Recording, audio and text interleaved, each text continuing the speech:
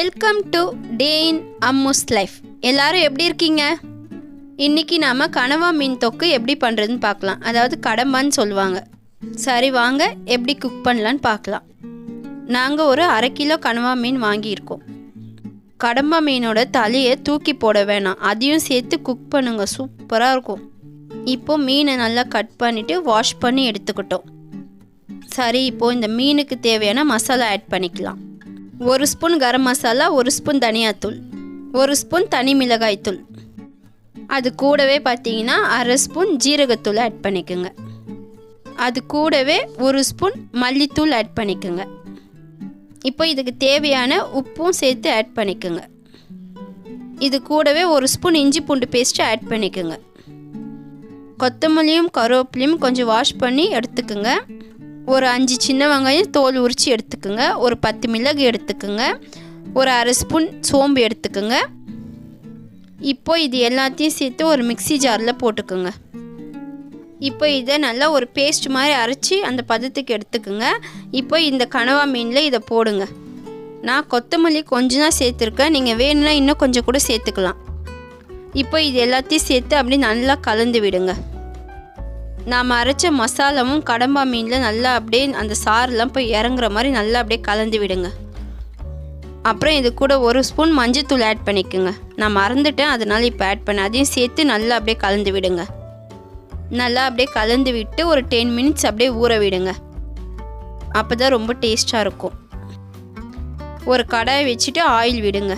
Oil நல்லா சூடாகட்டும். Oil சூடான உடனே 1/2 ஸ்பூன் ஜீரகம் ஆட் பண்ணிக்கோங்க. இது கூடவே ஒரு பட்டை, லவங்கம், அன்னாச்சி பூ, இது எல்லாத்தையும் நல்லா சேர்த்துக்குங்க. இப்போ இது எல்லாமே நல்லா பொரிஞ்ச உடனே வாஷ் பண்ணி வச்சுருக்க கருவேப்பிலை ஆட் பண்ணிக்கோங்க. கருவேப்பிலை பொரிஞ்ச உடனே 2 பெரிய வெங்காயம் நீளமாக கட் பண்ணி வச்சுருக்கோம், அதையும் சேர்த்து ஆட் பண்ணிக்கோங்க. இப்போ நல்லா வதக்குங்க. வெங்காயத்தோட பச்சை வாசனை போகிற வரைக்கும் நல்லா வதக்கணும். ரொம்ப ஸ்பீடாக வச்சு வதக்காதீங்க, ஸ்லோ ஃப்ளேமில் வச்சு வதக்குங்க. வதங்குறதுக்கு உப்பு ஆட் பண்ணிக்கோங்க. உப்பு சேர்த்த உடனே நல்லா மறுபடியும் அப்படியே கலந்து விடுங்க. நல்லா அப்படியே வதக்குங்க. வெங்காயம் நல்லா பச்சை வாசனை போய் கோல்டன் ப்ரௌன் வர வரைக்கும் வெயிட் பண்ணி வதக்குங்க. வெங்காயம் நல்லா வதங்கலைன்னா கனவா மீன் டேஸ்ட் நல்லா இருக்காது. அதுக்கப்புறம் ஒரு 3 தக்காளி கட் பண்ணி எடுத்துக்கோங்க. அதை ஒரு மிக்சியில் போட்டு அரைச்சி எடுத்துக்கோங்க. வெங்காயம் வதங்கின உடனே 1 ஸ்பூன் இஞ்சி பூண்டு பேஸ்ட்டு போட்டு நல்லா வதக்குங்க. இஞ்சி பூண்டு பேஸ்ட்டு பச்சை வாசனை போகிற வரைக்கும் அப்படியே நல்லா வதக்குங்க. இப்போ நல்லா வதங்கிடுச்சு. நம்ம அரைச்சி வச்சுருக்க இந்த தக்காளி பேஸ்ட் எடுத்து ஆட் பண்ணுங்க. தக்காளி பேஸ்ட்டு ஆட் பண்ணிட்டு இப்போ நல்லா வதக்குங்க. தக்காளியோட பச்சை வாசனை போகிற வரைக்கும் அப்படியே நல்லா வதக்கணும்.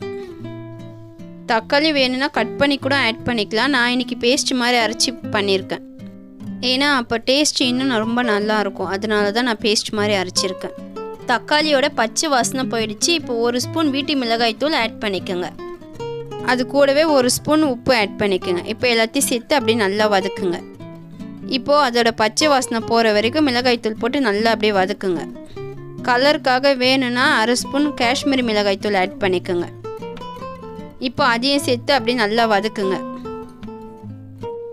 அந்த எண்ணெய் திரிஞ்சு மேலே வர வரைக்கும் நல்லா அப்படியே வதக்கணும். உங்கள் வீட்டில் நீங்கள் கடம்பா எப்படி செய்வீங்கன்னு எனக்கு கமெண்ட் பண்ணுங்கள். இப்போ அவ்வளோதான், நல்லா வதங்கிடுச்சு.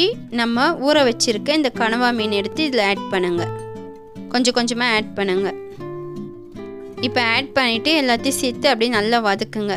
அந்த மசாலாவும் அந்த கனவா மீனும் ஒன்றோட ஒன்று அந்த சாறு இறங்குற மாதிரி எல்லாத்தையும் நல்லா வதக்குங்க. நாம் இதை செஞ்சு முடிச்சுட்டு அந்த கடாயில் லாஸ்ட்லாம் இருக்கும்ல அந்த தொக்கு, அதில் அந்த சோறு பரட்டி நம்ம சாப்பிட்டா எப்படி இருக்கோ, சும்மா சூப்பராக இருக்கும். இதில் வாட்டர் ஆட் பண்ணாமல் ஒரு 2 மினிட்ஸ்க்கு அப்படியே மூடி போட்டு விட்டுருங்க. இப்போ மூடியை ஓப்பன் பண்ணி பாருங்கள், நல்லா வதங்கிட்டு வருது. அகைன் ஒரு தொழுவிட்டு அடி பிடிச்சிடும்ல, அதனால தான் நம்ம இப்போது மறுபடியும் ஓப்பன் பண்ணியிருக்கோம். இப்போ மறுபடியும் மூடி போட்டு விட்டுருங்க ஒரு 2 மினிட்ஸ்க்கு. இப்போ ஓப்பன் பண்ணி பாருங்கள், சூப்பராக இருக்குது. இப்போ நல்லா ஒரு தொழுவுங்க. சூப்பரான கனவா மீன் தொக்கு செமையாக ரெடி ஆகிருக்கு. இதில் அப்படியே கொஞ்சம் வாஷ் பண்ண கொத்தமல்லி அப்படியே தூவி விட்டுருங்க. ரசம் வச்சுட்டு இந்த கனவா மீன் தொக்கு வச்சு சாப்பிட்டா சூப்பராக இருக்குங்க. நீங்களும் வீட்டில் கண்டிப்பாக ட்ரை பண்ணி பாருங்கள். நான் இப்போது செஞ்ச மாதிரி நீங்கள் கண்டிப்பாக வீட்டில் ட்ரை பண்ணி பாருங்கள். பார்த்துட்டு எப்படி இருக்குன்னு எனக்கு கமெண்ட் பண்ணுங்கள். ஃப்ரெண்ட்ஸ், இந்த வீடியோ பார்த்துட்டு எனக்கு முடிஞ்ச அளவுக்கு நீங்கள் சப்போர்ட் பண்ணுங்கள். உங்களோட சப்போர்ட் எனக்கு கண்டிப்பாக தேவைப்படுது. நீங்கள் எனக்கு முடிஞ்ச அளவுக்கு என்கரேஜ் பண்ணுங்கள்.